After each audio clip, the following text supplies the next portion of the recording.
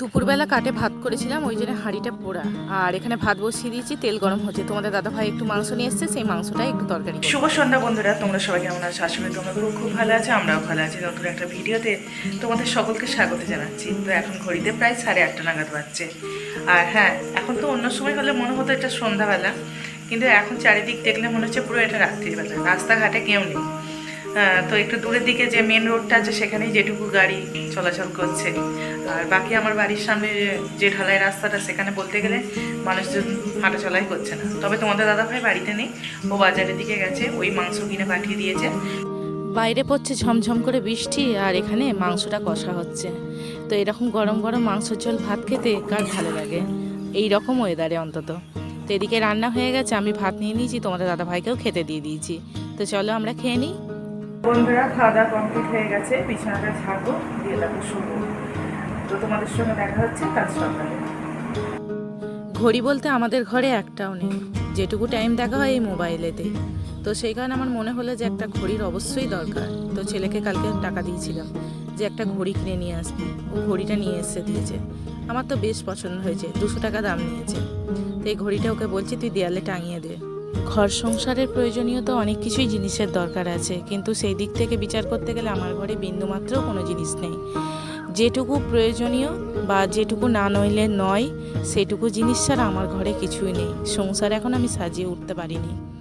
তবে হ্যাঁ, ইচ্ছা আছে, চেষ্টা আছে, দেখা যাক সেটা কবে হয়। আজকে প্রচুর হাওয়া দিচ্ছে, জামা কাপড় তো শুকুর দিয়ে এসেছি, কিন্তু মনে হচ্ছে যে হাওয়াতে উড়ে যাবে না তো। এবছর প্রথম এটা আমাদের আম খাওয়া। তোমাদের দাদাভাই আম কিনে নিয়ে এসছে, সেটাই কাটছি, দুজন মিলে খাবো। হ্যাঁ, পাশের বাড়ির সুন্দরী আছে, ওকেও দিয়ে এসছে। তো একটা কথাই বলার আছে যে আমি প্রেশার ক্রিয়েট করে তোমাদের দাদা ভাইয়ের উপর যে এটা আমার চাই, এটা আমার দরকার, এইভাবে করি না। কারণ আমি তো তার কষ্ট, দুঃখ, তার সমস্ত জিনিসটাই আমি বুঝি। আমি কি করে তার উপর জোর খাটাতে পারি? ইচ্ছা, স্বপ্ন মানুষের তো অনেকই আছে, কিন্তু তা বলে এই নয় যে ঘর সংসারে অশান্তি করে আমার নিজের সাধ্যের বাইরে বেরিয়ে সেই জিনিসটা বা সেই শখ আমায় পূরণ করতে হবে। যখন যেটা সময়ে হবার তখন সেটা ঠিকই হবে, তবে হ্যাঁ, কাজ করে যেতে হবে। দেখো, সত্যি কথা বলতে আমি তো এক গৃহবধূ, আমি তো কোনোই কাজ করি না, কিছুই আমার উপায় ইনকাম কিছুই নেই। তবে তোমার দাদার উপরই নির্ভর করে সমস্ত কিছু, কাজে আমি তাকে জোর দিতে পারি না গো। তো এইভাবেই আমাদের সংসার ধর্ম চলছে।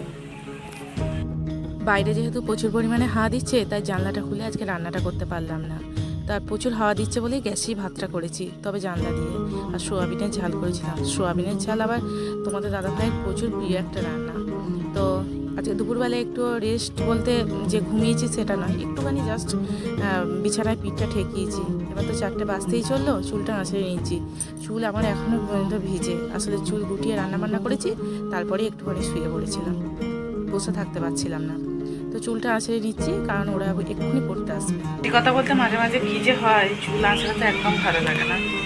মানে মন মেজাজ ভালো না থাকলে না, এসব মানে কিছুই করতে ইচ্ছা করে না। তো সিঁদুরটা পরলাম, চুলটা আঁচড়ালাম। আর হ্যাঁ, 4টে আছে এখন, এই 4টে থেকেই পড়ানো আছে আর কি।